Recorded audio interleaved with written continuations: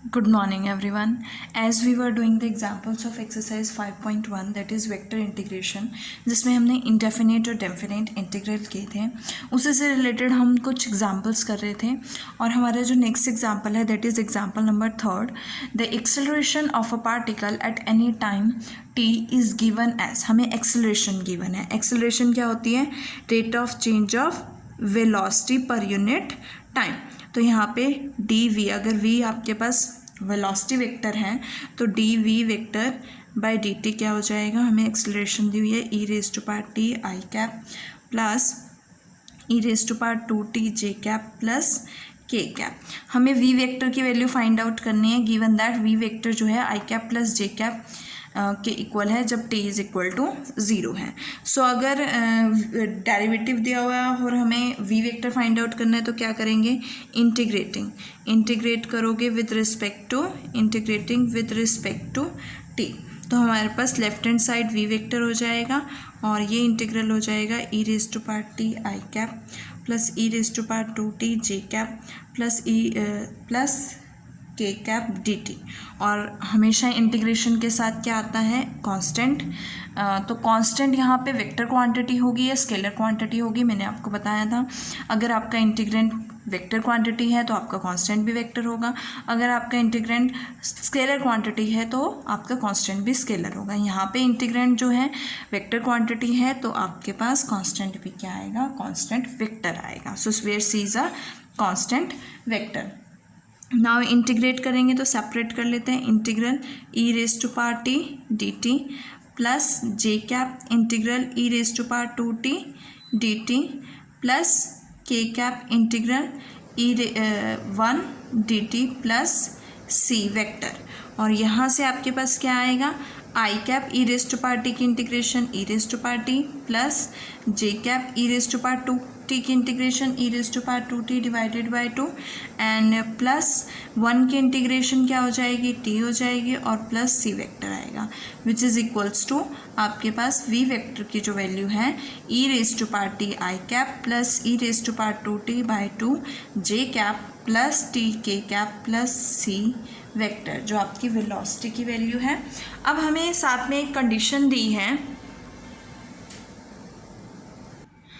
देखो हमें कंडीशन क्या गिवन है कि जब आपके पास t क्या है? 0 होगा तो v वेक्टर की वैल्यू क्या हो जाएगी? आई कैप प्लस जे कैप। अब हम c वेक्टर फाइंड आउट करने के लिए इसे यूज़ करेंगे।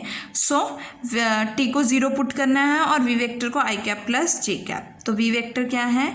ई raise to power T I cap plus E raise to power 2t by 2 J cap plus T के कैप प्लस सी वेक्टर। यहाँ से वी वेक्टर क्या है? I cap plus J cap और ई रेज टू पावर 0 क्या हो जाएगा? 1 हो जाएगा is equal to i cap E raise to power 0 j cap by 2 plus t 0 है तो ये 0 टर्म हो जाएगी सी वेक्टर। आई वेक्टर से आई वेक्टर कैंसल, तो J cap minus J cap by 2 is equal to C vector that is equals to C vector जो है वो जे कैप बाय 2 हो जाएगा। ये वैल्यू हम v वेक्टर में सब्सटीट्यूट करेंगे। आपके पास क्या आएगा? E raise to power T I cap plus E raise to power 2t by 2 J cap plus T के कैप और प्लस जे कैप बाय 2। और इन दोनों को आप कंबाइन करोगे तो क्या आएगा? यहाँ से e raise to power T I cap plus E raise to power 2t plus 1 divided by 2 J cap plus t times k cap हो जाएगा। ये v वेक्टर की वैल्यू आएगी जो हमें फाइंड आउट करना था। Now next example is example number 4. Given that the acceleration a vector of the particle at any time t greater than equals to 0 is given by, हमें acceleration given है। As you know that acceleration जो होती है velocity change in velocity होती है, तो dv by dt हो जाएगा आपके पास e raised to power minus t I cap minus 6t plus 1 j cap plus 3 sin t k cap. If the velocity v vector and displacement r vector are 0, velocity और displacement 0 दिए हुए हैं at t is equal to 0, then we have to find out the value of v vector and r vector at any time t. So सबसे पहले हम v vector से चलते हैं क्योंकि acceleration दी हुई है और rate of change in acceleration आपके पास क्या होता है? Rate of change in velocity आपके पास क्या होता है, एक्सेलरेशन होता है। तो अब मुझे वेलोसिटी फाइंड आउट करनी है, तो मैं इंटीग्रेट करूँगी। यहाँ से क्या आएगी, left hand side v vector, इसको इंटीग्रेट करोगे, एक एक टर्म को डायरेक्ट कर रही हूँ, minus e raise to power minus t I cap minus 6t² plus t j cap plus 3 cos t k cap.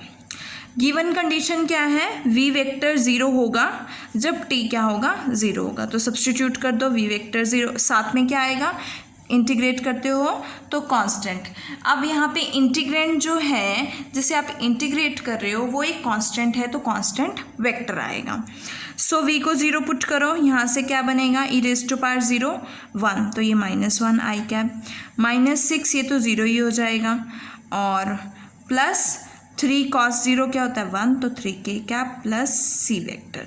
तो यहाँ से हमारे पास वैल्यू क्या आएगी, i cap minus 3k cap is equals to c vector, which implies v vector में substitute करोगे तो आपके पास क्या आएगा, minus e raise to power minus t I cap minus 6t² plus t j cap plus 3 cos t k cap plus C vector क्या है, I cap minus 3k cap. तो आई कैप वालों को कंबाइन कर दो, क्या आएगा, 1 minus e raise to power minus t I cap minus 6t² plus t j cap plus 3 cos t, 3 common ले लेते हैं, cos t minus 1 k cap. तो ये आपके पास क्या हो जाएगी, किसकी वैल्यू हो जाएगी, v वेक्टर की वैल्यू हो जाएगी।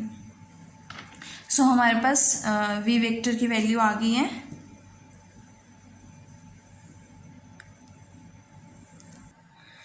देखो यहाँ पे आपके पास साइन टी की जो इंटीग्रेशन होती है वो माइनस कॉस टी होती है, तो यहाँ पे साइन क्या आएगा, माइनस का आएगा। तो यहाँ से साइन चेंज करोगे तो ये माइनस, ये प्लस हो जाएगा, और यहाँ पे ये प्लस आएगा। सो यहाँ से क्या बनेगा, आपके पास वैल्यू क्या आएगी, माइनस, ये 3 माइनस कॉस टी है, तो ये माइनस है, ये प्लस हो गया, तो माइनस साइन इसके साथ आएगा और प्लस साइन इसके साथ आएगा, that is 1 minus cos T बनेगा। ये आपकी वी वेक्टर की वैल्यू है। अब वी वेक्टर क्या होता है, as you know that velocity जो होती है rate of change of displacement होती है, तो dr/dt होगा। So we get dr/dt is equals to 1 minus e raise to power minus t I cap minus 6t² plus t j cap plus 1 minus cos t के cap. अब हमें क्या find out करना है, आर वेक्टर फाइंड आउट करना है, तो हम क्या करेंगे, इंटीग्रेट करेंगे।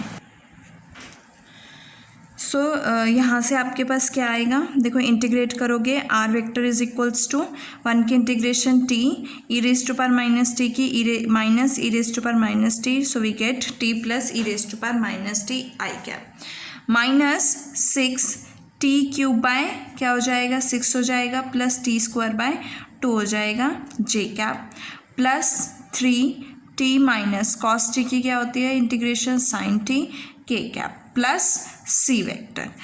और यहाँ से अब हमें क्या गिवन है कि t इज इक्वल टू 0 है, तो r वेक्टर भी क्या होगा, 0 होगा। तो सब्स्टिट्यूट कर दो, t 0 है, ये 0 तो आई कैप आ जाएगा, माइनस ये 0 जे कैप हो गया, t आपके पास क्या है, ये भी 0 हो जाएगा, साइन 0 भी 0 होता है, तो ये वैल्यू भी आपके पास क्या आ जाएगी, 0 आ जाएगी। तो प्लस 0 के कैप प्लस सी वेक्टर।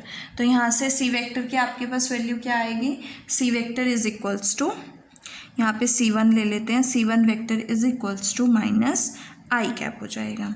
सो ये वैल्यू हम सब्स्टिट्यूट करेंगे तो आर वेक्टर क्या होगा, माइनस आई कैप आ जाएगा इसके प्लेस पे, तो क्या बनेगा, t plus E raise to power minus t minus 1 i cap, बाकी सभी टर्म्स एक जैसी रहेंगी, 6t³ by 6 plus t² 2 J cap plus 3t minus sine t के cap, which is our required result. तो ये आपका आर वेक्टर है, दैट इज़ डिस्प्लेसमेंट वेक्टर, और ये आपका वी वेक्टर है, दैट इज़ वेलोसिटी वेक्टर।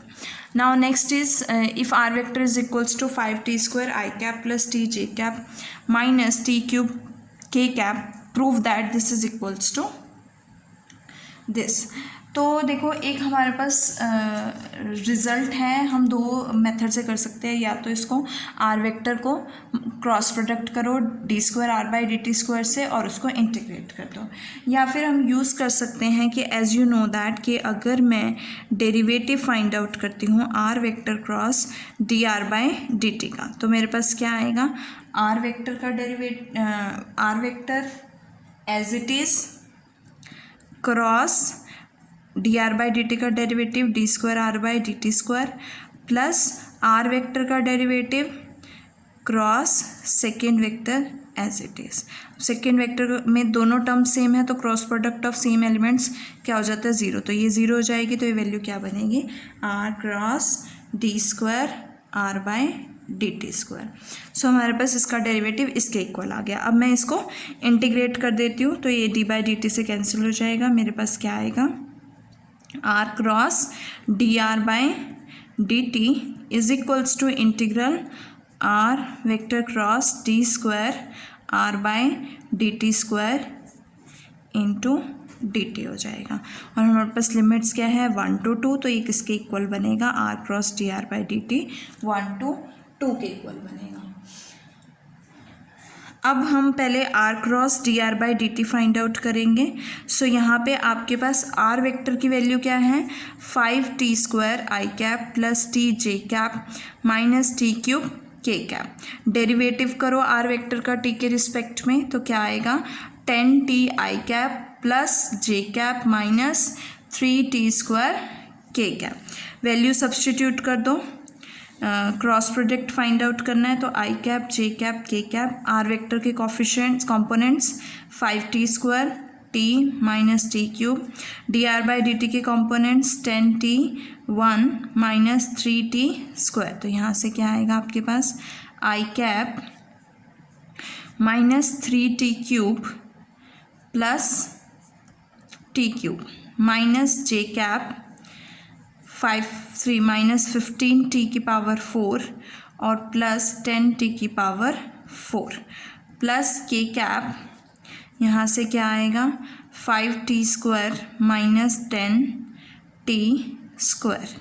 सो यहाँ से आपके पास वैल्यू क्या बनेगी, minus 2t cube i cap और माइनस 5 आएगा तो माइनस माइनस प्लस 5t की पावर 4 जे कैप और minus 5t square k cap. ये आपके पास किसकी वैल्यू आई है, r cross d r by d t की। अब हमें क्या सब्सटीट्यूट करना है, लिमिट सब्सटीट्यूट करनी है, तो लिमिट सब्सटीट्यूट करोगे 1 to 2। सबसे पहले 2 पुट करो टी क्यूब को, तो आपके पास क्या आएगा, minus 2 to 4 to 8 16 I cap plus 16